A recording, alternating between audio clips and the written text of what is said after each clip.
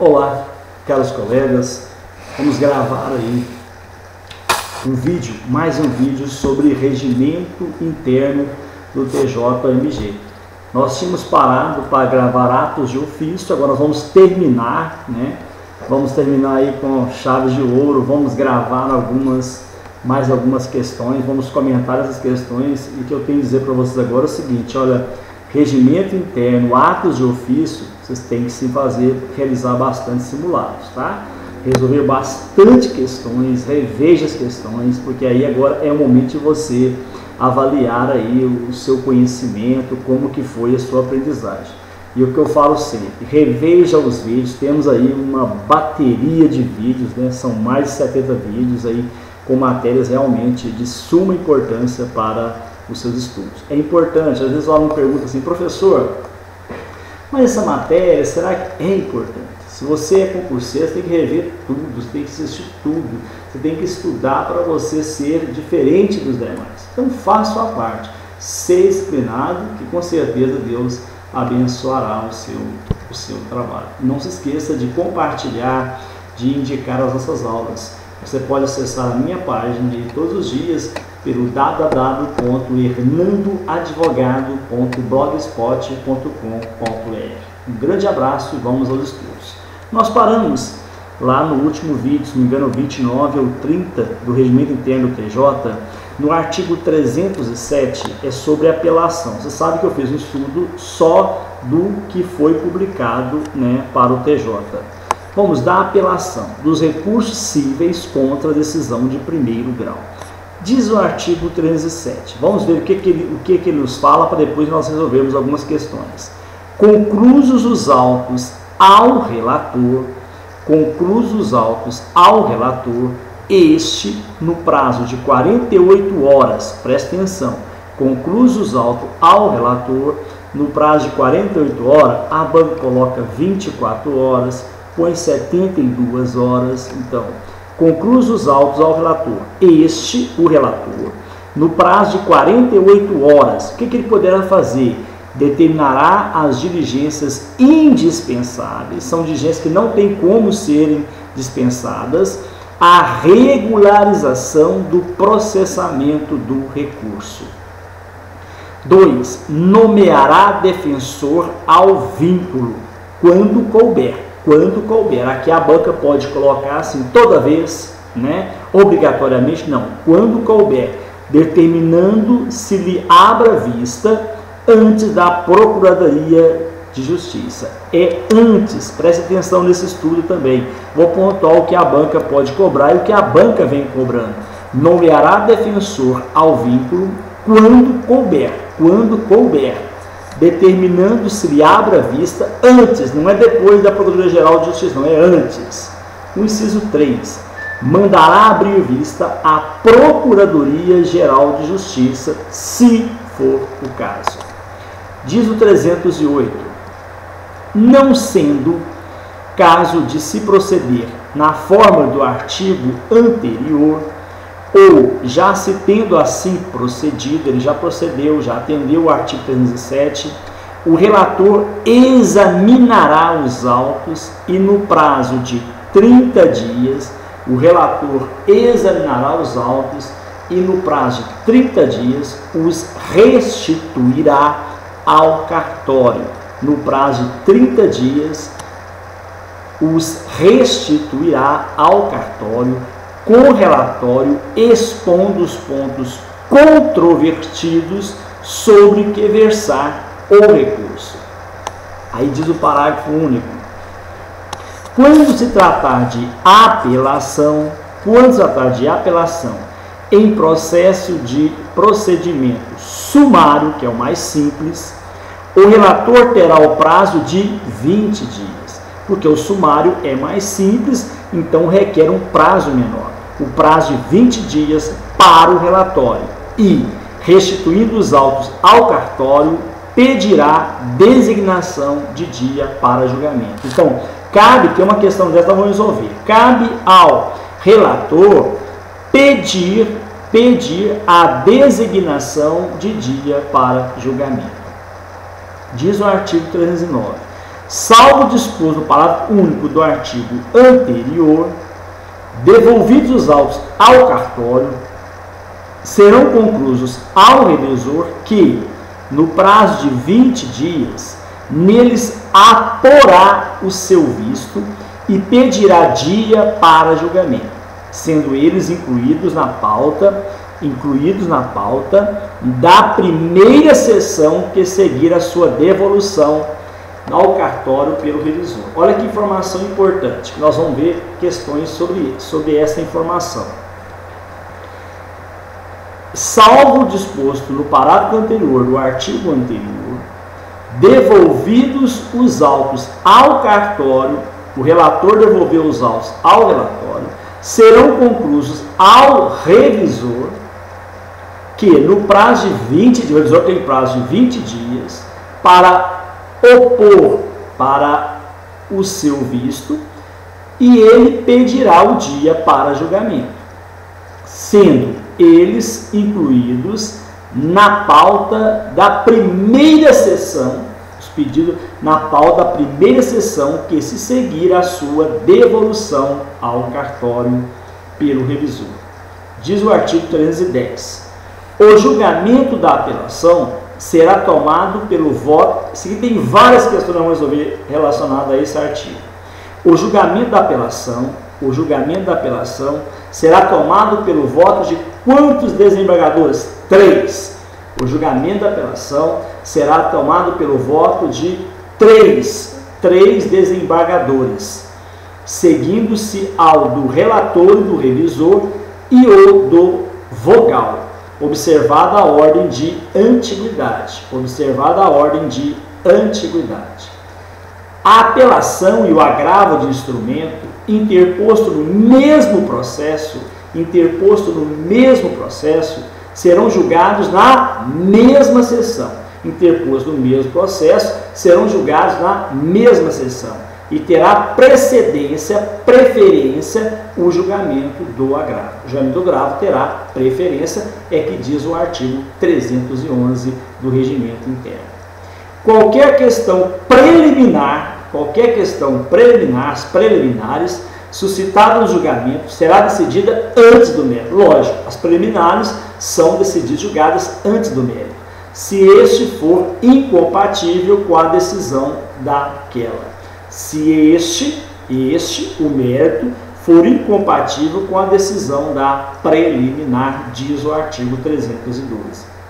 Versando a preliminar sobre nulidade suprível,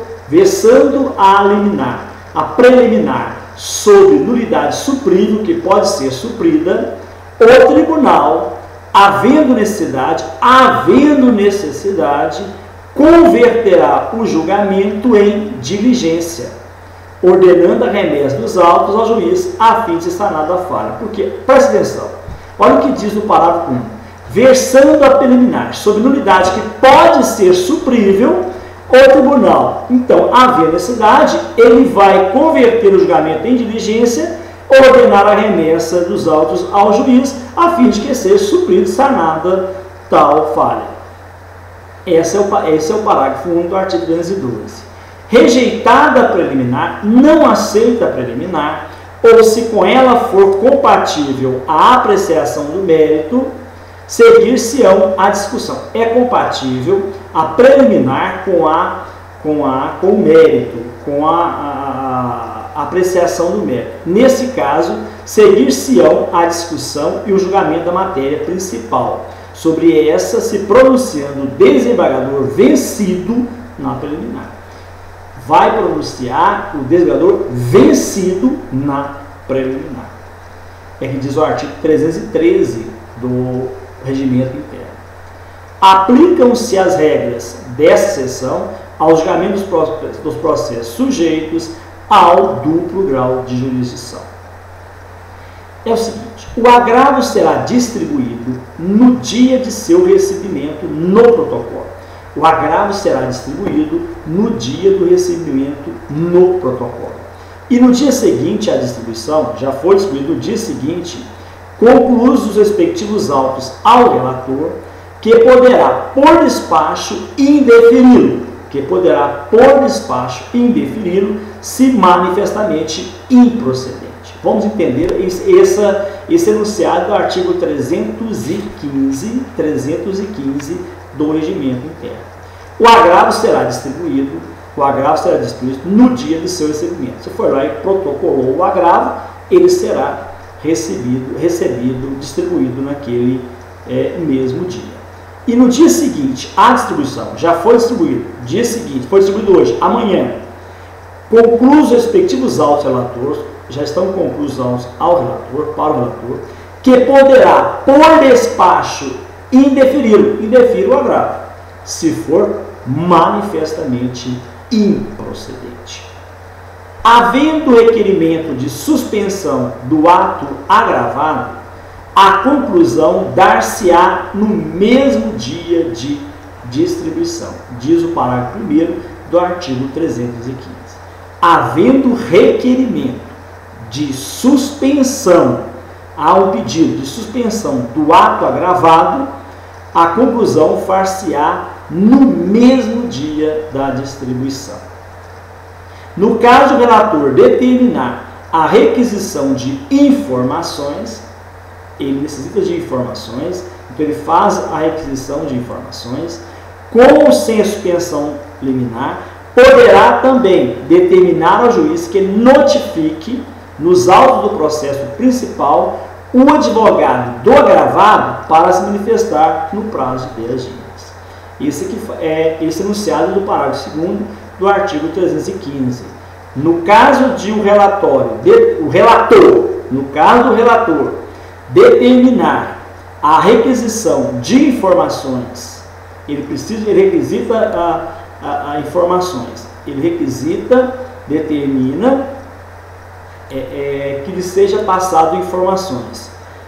Com ou sem suspensão liminar, poderá também determinar ao juiz que notifique, nos autos do processo principal, o advogado do agravado, para se manifestar no prazo de 10 dias. Concluída a instrução do processo, nos termos do artigo 527 do Código de Processo Civil, o relator examinará os autos. Isso está lá no artigo 316 do Regimento. Examinará os autos e, no prazo de 15 dias, neles lançará relatório e os devolverá ao cartório, com pedido de designação de dia para julgamento. Em matéria de falência, o prazo será de 10 dias. Preste atenção, em matéria de falência, o prazo será 10 dias. Isso aqui é o que diz o parágrafo 1. Por quê? O 316 diz o seguinte: concluída a instrução do processo, nos termos do artigo 527 do Código de Processo Civil, o relator examinará os autos e, no prazo de 15 dias, neles lançará relatório. No prazo de 15 dias, nele lançará relatório e devolverá ao cartório com pedido de designação de dia para o julgamento. Agora, se for caso de falência, não será mais de 15 dias, e sim de 10 dias. O julgamento do agravo será tomado pelo voto de quantos desembargadores, professor? 3 desembargadores, seguindo-se ao do relator os 2 desembargadores que sucederem na ordem de antiguidade, é o que está expresso no artigo 317. Contra acórdão poderão ser opostos embargos infringentes e embargos de declaração. Contra acórdão poderão ser opostos embargos infringentes e embargos de declaração, é o que está disposto no artigo 318 do Regimento Interno. O recorrente poderá a qualquer tempo, independentemente de anuência do recorrido, independente de autorização do recorrido ou do litisconsorte, desistir do recurso interposto. Então, o recorrente poderá desistir do recurso interposto. Não precisa pedir autorização ninguém. É que diz o artigo 319 do Regimento Interno. Protocolados, fiscalizados, conferidos e cadastrados, os autos serão remetidos à Procuradoria-Geral de Justiça para emitir parecer. O juiz não emite parecer, a Procuradoria sim. No prazo de quanto? De 10 dias, se em liberdade o réu, e de 5 dias, se preso. Preste bem atenção no enunciado do artigo 405. Protocolados, fiscalizados, conferidos e cadastrados autos serão remetidos à Procuradoria-Geral, vocês estão vendo, nós estamos falando de recursos criminais, para emitir parecer no prazo de 10 dias, se o réu estiver solto, e no prazo de 5 dias, se o réu estiver preso.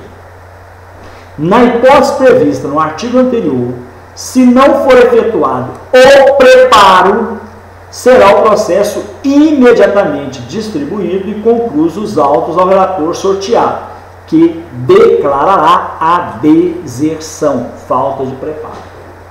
Vamos de novo.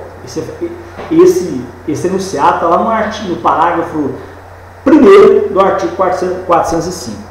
Na hipótese prevista no parágrafo anterior, o que fala o parágrafo anterior?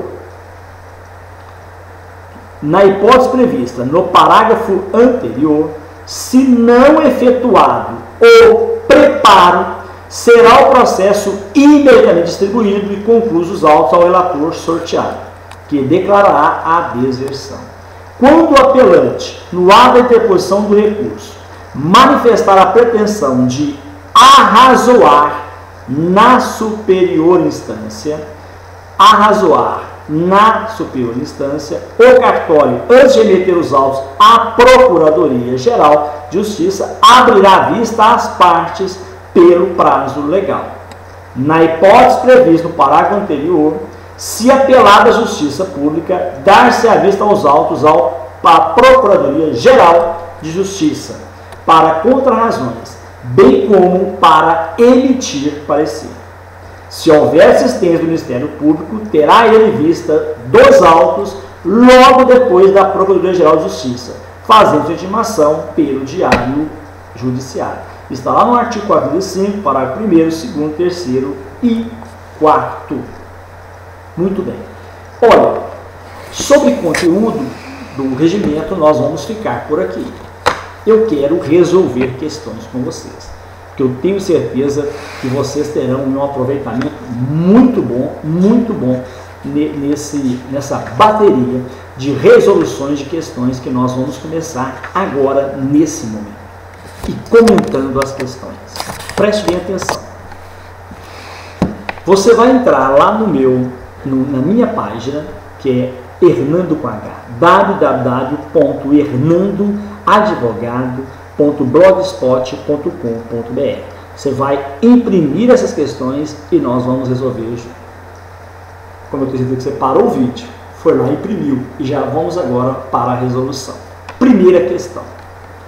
De acordo com o regimento interno do Tribunal de Justiça do Estado de Minas Gerais, a aplicação da pena de perda de delegação aos delegatários de serviços notariais e de registro será corretamente classificada e atribuída como, preste atenção, de novo, questão de número 1. De acordo com o regimento interno do Tribunal de Justiça do Estado de Minas Gerais, a aplicação da pena de perda de delegação aos delegatários de serviços notariais e de registro será corretamente classificada e atribuída como: letra A, competência administrativa do Conselho da Magistratura; letra B, competência administrativa do Presidente do Tribunal de Justiça; letra C, competência jurisdicional da Corregedoria Geral de Justiça; letra D, competência jurisdicional da Corte Superior; e letra E, nenhuma das questões relacionadas. Podem gabaritar. Atenção, a questão correta é a questão letra B. B de bola, B de bola. Por que, professor? Vocês vão comigo, eu estou nesse momento indo para presta atenção, para o regimento interno, no artigo 13, no inciso 20 e no inciso 28. Vamos lá, rapidinho. Aí, encontrei. O que fala o artigo 13? Além de representar o tribunal, são atribuições administrativas do presidente. Inciso 28. Aplicar pena de perda de delegação aos delegatários dos serviços notariais e de registro. Por isso que a assertiva correta é a assertiva de letra B. B de bola.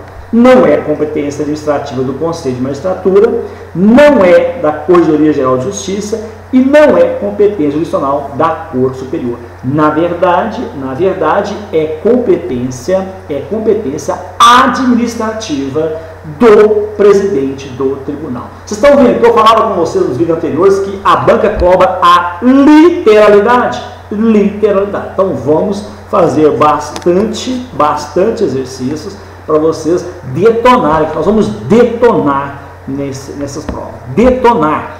Quando eu falo nós, porque eu estou com vocês. Ok? Vamos lá. Questão de número 2.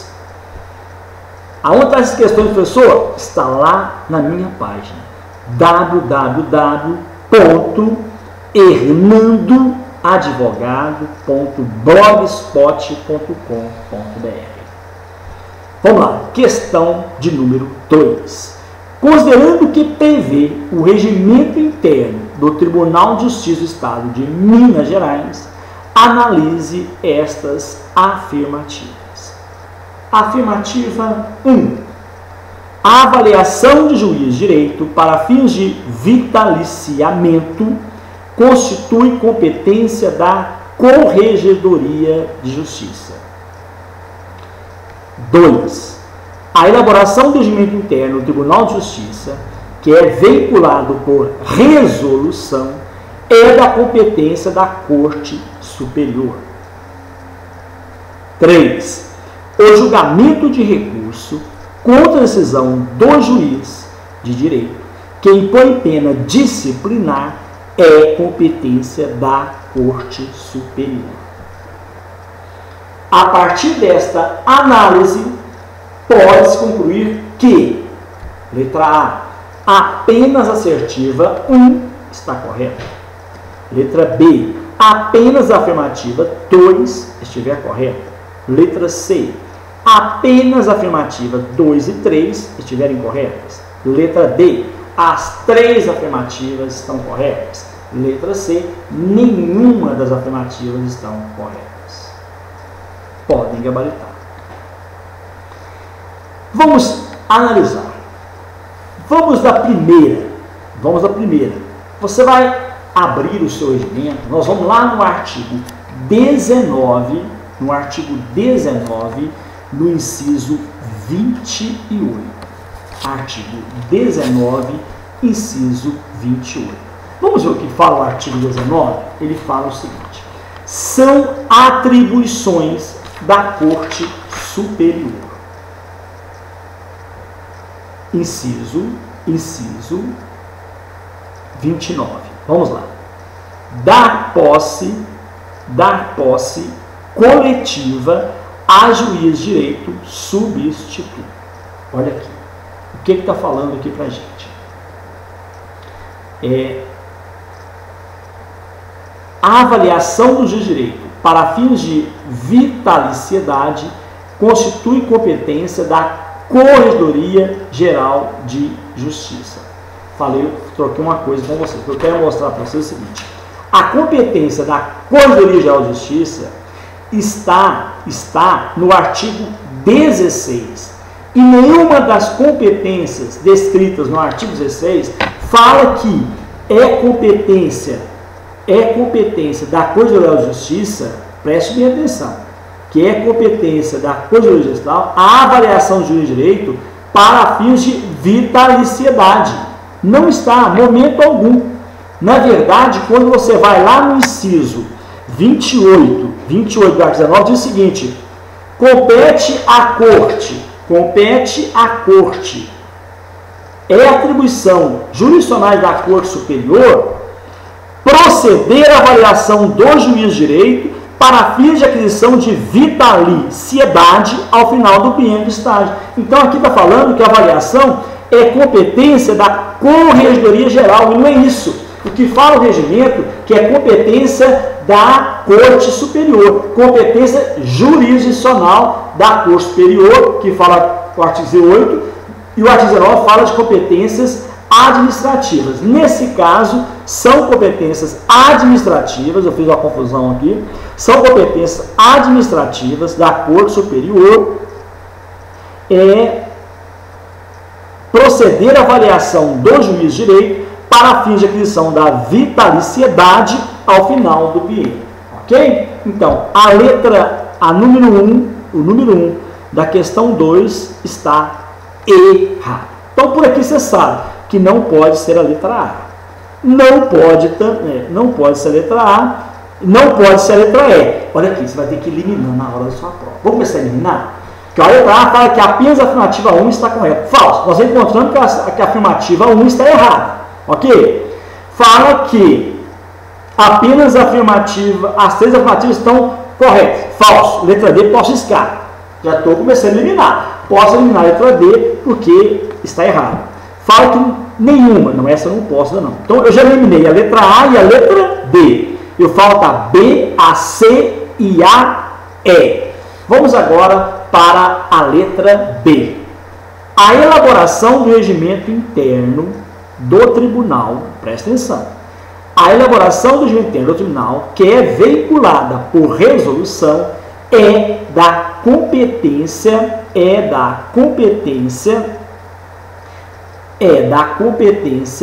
da Corte Superior.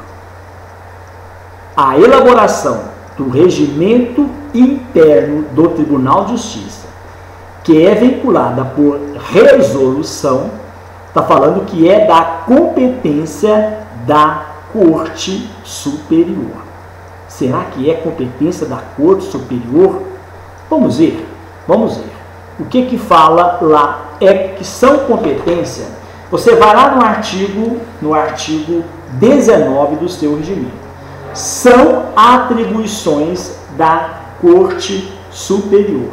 Aí vem apreciar pedido de intervenção, solicitar a penhoria sobre os membros a intervenção federal, organizar a secretaria, propor ao Poder Legislativo criação e extinção de cargos, criação de tribunal inferior, revisão, expedição de decisão monocrática, conhecer representação, apreciar e encaminhar à Assembleia projeto de interesse do tribunal, decidir sobre invalidez, decidir sobre remoção, declarar abandono, efetuar indicação, indicar juiz de direito, movimentar, presta atenção, eu estou querendo vinculado à resolução, da competência. Vamos lá.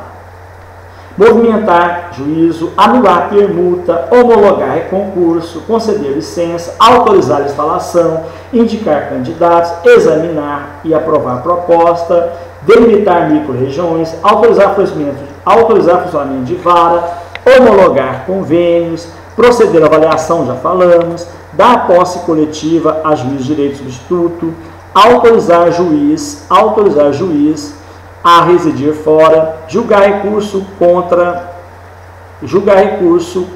decisão de presidente do tribunal. Depois aqui, ressalvada a competência da Justiça Superior, os feitos civis serão julgados. Aí vem aqui do inciso 1 até o inciso 12. Então, a elaboração do regimento interno do Tribunal de Justiça, que é vinculada por resolução, é da competência da Corte Superior. Questão verdadeira ou falsa? Vamos lá no artigo 24, inciso 7, artigo 24, inciso 7, que eu quero ler com vocês, é da competência. O inciso 2 está correto. Mas eu quero só colocar uma discussão para vocês aqui, para vocês verem como que a resolução de questão é importante para a aprendizagem de vocês. Olha o que faz o inciso 3. o julgamento de recurso contra a decisão do juiz de direito, que impõe pena disciplinar, é competência da Corte Superior. Olha aqui o que fala o artigo 24. Compete ao Conselho da Magistratura julgar recurso, inciso 7, com decisão do Corregedor-Geral de Justiça ou do juiz que impuser pena disciplinar. E o que fala? A questão 2 fala que o julgamento de recurso contra a decisão do juiz de direito que impõe a pena disciplinar é da competência da Corte Superior. Não é da Corte Superior, é do Conselho da Magistratura. Então o inciso 3 está errado. Se o 3 está errado, eu vou eliminar qual letra? A letra C. E posso, por enquanto, sobrou apenas a assertiva 2 ou as afirmativas estão corretas, que é a letra B ou letra D de dado. Mas, preste bem atenção, de acordo com o artigo 19, é competência da Corte Superior a elaboração do regimento interno do Tribunal de Justiça, que é veiculada por resolução. Então, a questão correta, a assertiva correta é a letra B. É a letra B de bola. Ok? Nós veremos duas questões e no próximo vídeo nós iremos trabalhar as demais questões que estão aí publicadas no meu blog. Um grande abraço e até o próximo encontro, se Deus quiser.